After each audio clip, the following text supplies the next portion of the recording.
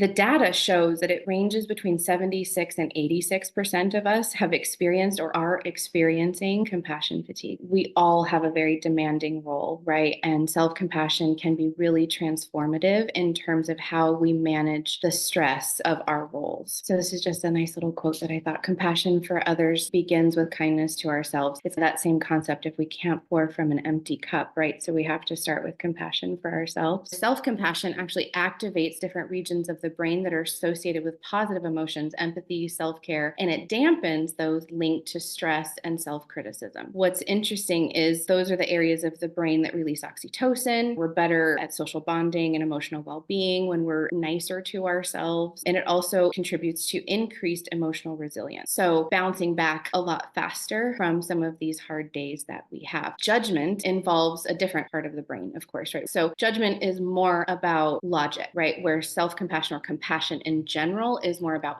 feeling. So we're more in our heart chakra when we're dealing with compassion, and we are just way too in our head or even out of our body when we're in judgment. Self-compassion can actually influence the neural responses of the brain given to the emotional stimuli that we get. So practicing loving kindness towards oneself can be shown to activate different regions of the brain associated with positive effect, while reducing activations of the brain that lead to negative effects. Really, it's in everyone's benefit if we're just nicer to ourselves, because then we can be nicer to others as well.